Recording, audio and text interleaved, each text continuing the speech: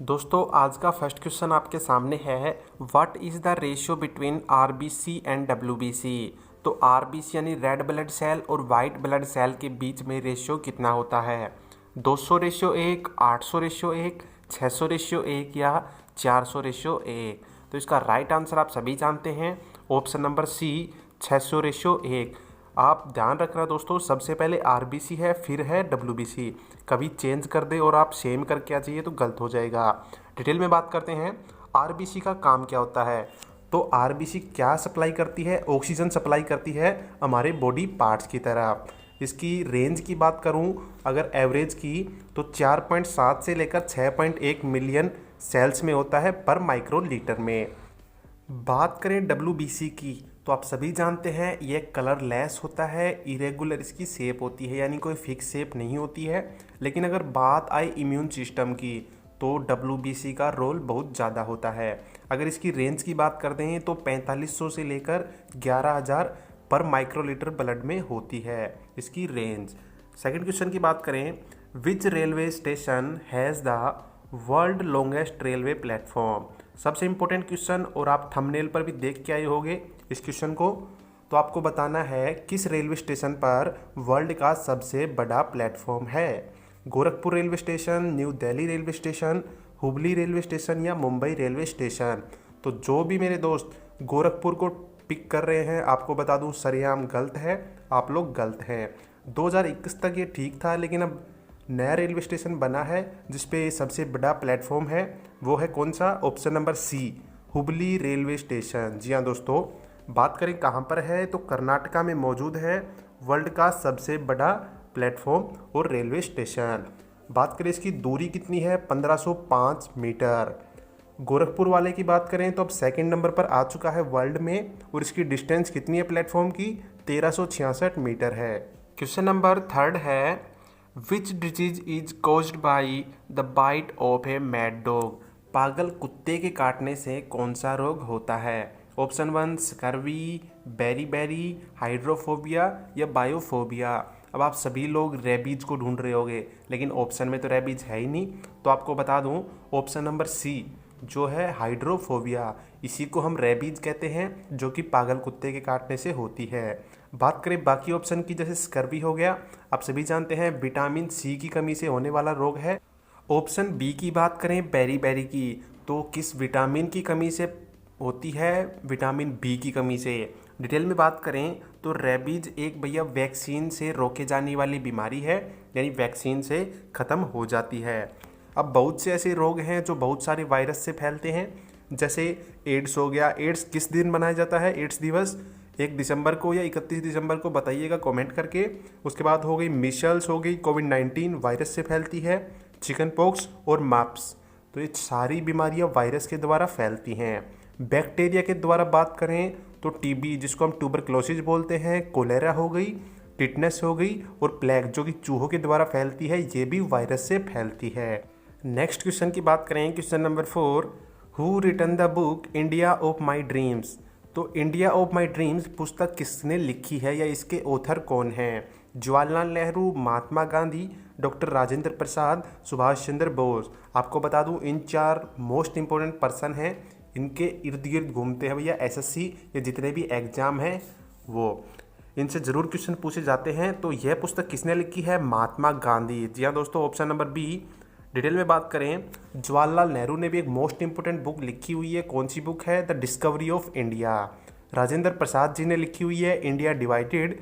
और महात्मा गांधी की बात करें तो सबसे इम्पोर्टेंट है इनका जन्म कब हुआ था। 2 अक्टूबर 1869 में इनका जन्म होता है। उस दिन हम क्या मनाते हैं?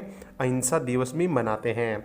इनके इम्पोर्टेंट फैक्ट्स ये हैं कि 1930 में इन्होंने नमक सत्याग्रह शुरू किया था, और साथ ही में इन्होंने 1942 में भारत छोड़ो आंदोलन भी शुरुआत की थी।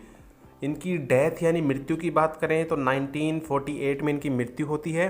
मैं आपको पिछले वीडियो में बता चुका हूँ कि इनकी कौन सी वर्षगांठ या जयंती 2022 में मनाई गई थी। तो आपको ज़रूर पता होना चाहिए कि इनकी कौन सी जयंती मनाई गई थी 2022 में, या 2023 में हम इनकी कौन सी जयंती मनाएंगे। नेक्स्ट क्वेश्चन है question number 5, which monument is called the national monument of India. तो किस स्मारक को हम भारत का राष्ट्रीय स्मारक कहते हैं? रेड फोर्ट यानी लाल किले को, ताजमहल, इंडिया गेट या कुतुब मीनार को? तो आप सभी जानते हैं इंडिया गेट को हम भारत का राष्ट्रीय स्मारक कहते हैं। इंडिया गेट क्यों बनाया गया था आपको बताता हूँ। जब वर्ल्ड वार फर्स्ट की शुरुआत हुई थी तो उसमें काफ़ी सैनिक मारे गए थे, उनकी याद में। कब बनाया गया था माफ़ कीजिएगा, 20वीं सेंचुरी में बनाया गया था। और इसके आर्किटेक्ट कौन थे? एडवर्ड लुटियंस थे। और यहाँ पर अमर जवान ज्योति भी जोड़ी गई थी किस साल में? 1972 में। अभी हाल ही में जो दिल्ली में मुगल गार्डन है उसका नाम बदला गया है। आप मुझे कमेंट करके बताइएगा कि उसका नया नाम क्या रखा गया है। नेक्स्ट क्वेश्चन है, एडुस्कुस्टा किस देश की संसद का नाम है? जैसे हमारे भारत की संसद ही है, अमेरिका की हम कहते हैं कांग्रेस, और जैसे जापान की संसद का नाम है डायट।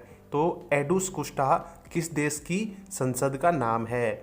नॉर्वे, फिनलैंड, ऑस्ट्रिया या इटली? तो इन चारों में से किस देश की संसद है एडुस्कुस्टा? तो आप सभी को बता दूं, वो देश है जो सबसे खुशहाल देश है, यानी ऑप्शन नंबर बी फिनलैंड। खुशहाली में सबसे ऊपर रहता है। फिनलैंड देश की बात करें तो इसकी कैपिटल है Helsinki.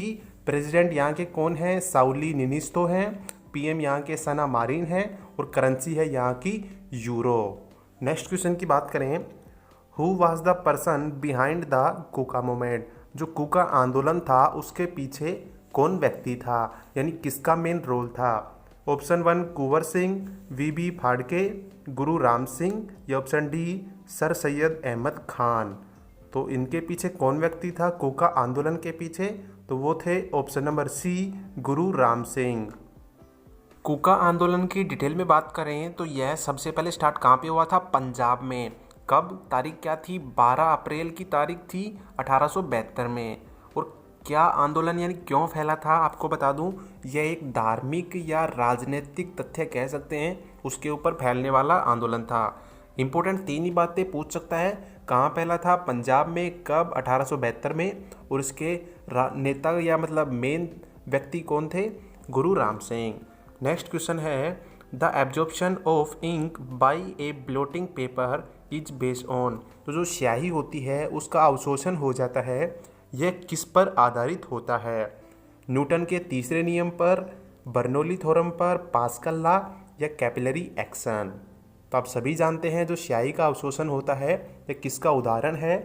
Option number 4 capillary action का। अब बहुत से ऐसे फिजिक्स के सिंपल या सादे क्वेश्चन हैं जो सीधे पूछे जाते हैं, जैसे ब्लू कलर ऑफ स्काई, जो यानी स्काई का नीला रंग होता है आसमान का, वो किसके कारण होता है? तो आप सभी जानते हैं स्कैटरिंग ऑफ लाइट के कारण होता है। इसमें आपको ज़्यादा कुछ नहीं पढ़ना है, आपको सीधा क्वेश्चन आएगा, सीधा याद रखना है। उसके बाद में ट्विंकलिंग ऑफ स्टार पूछा जाता है कि भैया तारों का टिमटिमाना किसके कारण होता है? रिफ्रैक्शन के कारण होता है। रेनबो में पूछा जाता है कि भैया कौन कौन से फेनोमेना होते हैं? तो इसमें 3 फेनोमेना होते हैं, रिफ्रैक्शन, रिफ्लेक्शन और साथ ही साथ डिस्पर्जन भी होता है लाइट का।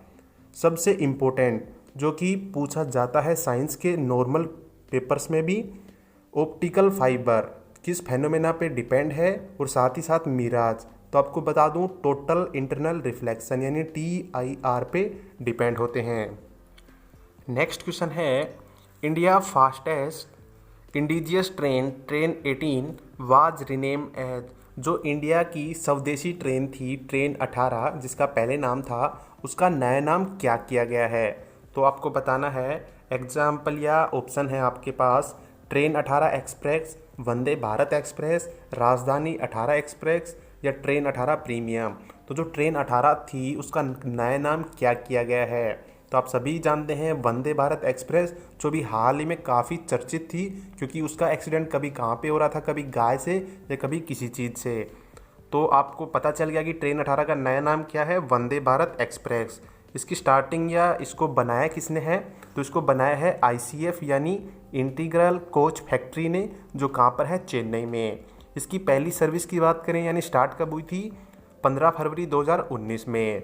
अब बाकी बात तो हो गई, इंडियन रेलवे की बात करते हैं। इंडियन रेलवे की स्थापना होती है 1945 8 मई को। हेडक्वार्टर कहाँ पे है? न्यू दिल्ली में है। और इसके रेलवे के मंत्री कौन है? आप सभी जानते हैं रेल मिनिस्टर कौन है? अश्वनी वैष्णव जी हैं। और साथ ही साथ आपको पता होना चाहिए कि रेलवे के अध्यक्ष कौन है, तो वो है विनय कुमार त्रिपाठी जी। नेक्स्ट क्वेश्चन है which planet is called dwarf planet, यानी बोने ग्रह के नाम से हम किस ग्रह को जानते हैं। ऑप्शन 1 मरकरी, प्लूटो, मार्स या यूरेनस। तो कौन से ग्रह को हम बोने ग्रह के नाम से जानते हैं, तो इसका राइट आंसर कौन सा हो जाएगा दोस्तों, ऑप्शन नंबर बी प्लूटो ग्रह। जी हाँ दोस्तों, बात करें इंपॉर्टेंट पॉइंट्स की तो सबसे ज़्यादा पूछा जाता है कि भैया जो सन से दूरी के मामले में कौन सा ग्रह कौन से नंबर पर आता है। तो आपको शुरू के 2 पता होना चाहिए और लास्ट के 2 पता होना चाहिए। तो जो सूर्य से सबसे नज़दीक ग्रह है वो है मरकरी पहले नंबर पर और दूसरे नंबर पर है वीनस। और लास्ट में बात कर दें तो लास्ट के 2 हैं यूरेनस और नेपच्यून सबसे दूर है। तो बाकी आपको पता हो या ना पता हो, शुरू के 2 और लास्ट के 2 पता होने चाहिए, बाकी आप सारे देख सकते हैं। बात करें वीनस की तो सबसे ज़्यादा क्वेश्चन इसी ग्रह से आते हैं। सबसे ओटेस्ट प्लेनेट है, सबसे गर्म ग्रह है। बात करें ट्विन सिस्टर है, अर्थ की बोली जाती है, जुड़वा बहन भी, और मॉर्निंग स्टार, साथ ही साथ इसको हम इवनिंग स्टार के नाम से भी जानते हैं। तो दोस्तों आज के वीडियो में इतना ही। अगर आप सभी को वीडियो अच्छा लगा हो तो चैनल को लाइक करें, सब्सक्राइब करें और दोस्तों शेयर करना ना भूलें। और थैंक यू।